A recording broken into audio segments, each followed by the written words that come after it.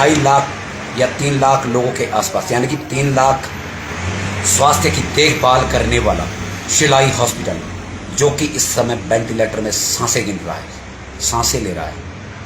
जी हाँ, शिलाई हॉस्पिटल।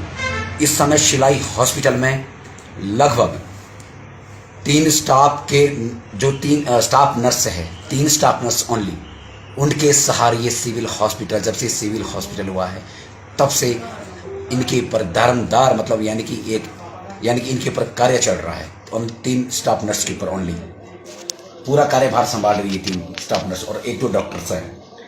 3 सालों से शिलाई हॉस्पिटल में 25 पोस्टें खाली चल रही है। 25 पोस्टें खाली चल रही है। 43 में से 43 में से 25 पोस्टें खाली चल रही इस समय, जब से सिविल हॉस्पिटल हुआ है। स्टाफ नर्स की 5 पोस्टें खाली चल रही इस समय शिलाई हॉस्पिटल में। डॉक्टर्स में फिजिशियन की 2 पोस्टें खाली चल रही है। मेडिसिन डॉक्टर की 1 पोस्ट खाली चल रही है। गायनोलॉजिस्ट की 1 पोस्ट खाली चल रही है। स्पेशल सर्जन की 1 पोस्ट खाली चल रही है। लगभग 3 सालों से, जब से शिलाई हॉस्पिटल सिविल हॉस्पिटल का दर्जा दिया गया, जब से ओटी टेक्नीशियन की 1 पोस्ट खाली चल रही है। एनेस्थेसियोलॉजिस्ट की 1 पोस्ट खाली चल रही है। रेडियोलॉजिस्ट की 1 पोस्ट खाली चल रही है। नेत्र विशेषज्ञ की 1 पोस्ट खाली चल रही है। नेत्र विशेषज्ञ के साथ जो टेक्नीशियन है 1 पोस्ट उसकी खाली चल रही है। हड्डी रोग विशेषज्ञ की 1 पोस्ट खाली चल रही है। फार्मासिस्ट की 1 पोस्ट खाली चल रही है। लैब टेक्नीशियन की 2 पोस्ट खाली चल रही है। मुख्य नर्स की 1 पोस्ट खाली चल रही है। HIV जैसी खतरनाक बीमारियां, टीबी जैसी खतरनाक संक्रमित रोग जो है बीमारियां हैं, उस काउंसलर की पोस्ट भी खाली चल रही है, उसकी 1 पोस्ट खाली चल रही है वहां पर। नवजात शिशु नर्स, यानी कि जो गर्भवती महिलाओं के प्रसव के दौरान जो अपना कार्यभार संभालती है, उन 4 नर्स के पद खाली चल रहे हैं। इसके अलावा इमरजेंसी और मशीनरी शिलाई अस्पताल में उपलब्ध नहीं है अभी तक, जब से सिविल हॉस्पिटल हुआ है शिलाई में। इसका कौन दोषी है, इसका हमें जवाब चाहिए। शिलाई की प्रबुद्ध जनता को, जहां पर इस समय 70,000 वोटर है और 2.5 लाख स्वास्थ्य, टोटल 2.5 लाख स्वास्थ्य की देखभाल करने वाला शिलाई का हॉस्पिटल, जो यानी कि वेंटिलेटर पर सांसें ले रहा है, इसका कौन दोषी है? आप मुझे इस बात का जवाब दें, कमेंट बॉक्स में बताएं। आगे भी बहुत सारी चीजें आपको मैं बताने जा रहा हूं। बिजली न होने की स्थिति, आपातकाल के दौरान जनरेटर की कोई भी व्यवस्था नहीं है। पानी की सप्लाई की व्यवस्था में नहीं है। 24 घंटे 365 दिन उपलब्ध रहती है हॉस्पिटल में ये व्यवस्था, लेकिन शिलाई हॉस्पिटल में इस तरह की सुविधा देखने को नहीं मिलेगी। कोई भी यहाँ पर सिक्योरिटी गार्ड की व्यवस्था पुलिस विभाग की तरफ से तथा स्वास्थ्य विभाग की तरफ से उपलब्ध नहीं है। और मैं आपको एक बात और अवगत कराना चाहता हूं, एनिमल फेंसिंग की कोई भी व्यवस्था नहीं है। पशु सीधे हॉस्पिटल अंदर चले जाते, ओपीडी तक पहुंच जाते हैं, गोबर का ढेर लग जाता है अंदर तक, लेकिन इसमें किसी का ध्यान नहीं गया अभी तक। शिलाई हॉस्पिटल में ओपीडी के अंदर मरीजों की संख्या कम और पशु की संख्या ज्यादा देखने को मिलती है। वो मरीज तो अब मरीजों का इलाज कैसे करें? हम इस बात को सोच समझ कर, यानी कि अचंभित में पड़ गए हैं, सोच में पड़ गए हैं। और आप लोग भी, जो भी लोग इस वीडियो को देख रहे हैं, आप सोच में पड़ गए होंगे कि वाकई हमारे इस सिविल अस्पताल में इतनी कमी है।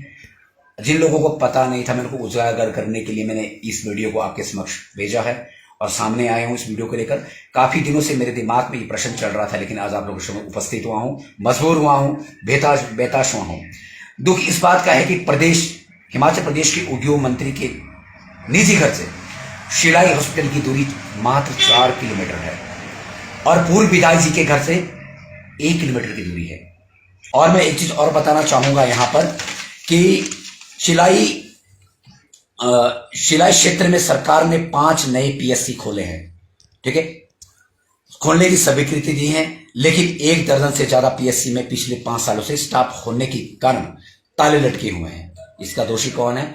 आप जवाब दो कमेंट बॉक्स में। और रात के समय शिलाई हॉस्पिटल में अधिकांश डॉक्टर की उपलब्धि मतलब कम रहती है। अब डॉक्टर की उपलब्धि कम तो रहती है, जब एक आधा डॉक्टर होगा, बेचारा दिन भर थक जाते हैं। नर्स जब 10 नर्सों का काम कर रही है, 28 लोगों का काम कर रहे हैं ये लोग वहां पर हॉस्पिटल में। इनकी मैं सराहना करना चाहूंगा, मीडिया के माध्यम से बताना चाहूंगा कि इतने 28 डॉक्टर कम होने के बावजूद भी सिविल हॉस्पिटल में ये लोग कार्य कर रहे हैं। और मैं एक चीज और कहना चाहूंगा, अब आप ये बताएं कि इस हॉस्पिटल में जो इतने डॉक्टर नहीं है, 3 सालों से डॉक्टर नहीं है, इसका दोषी कौन है? आप कमेंट बॉक्स में बताएं। और ये आपको झंझोर कर रख देने वाला विषय है जो मैंने आपके समक्ष रखा है, आज परेशानियों के रखा है। खुद में आज मेरे धर्मपत्नी हॉस्पिटल गए थे, एक बिटिया को लेके गए थे, उनको बुखार हुआ था, बहुत ज्यादा बीमार थे। तो वहां पर यानी कि उपकरण तक नहीं है। अब ये किसकी कमी है? जब डॉक्टर के पास उपकरण नहीं है, वहां पर सुविधाएं नहीं है, तो डॉक्टर कैसे इलाज करेगा?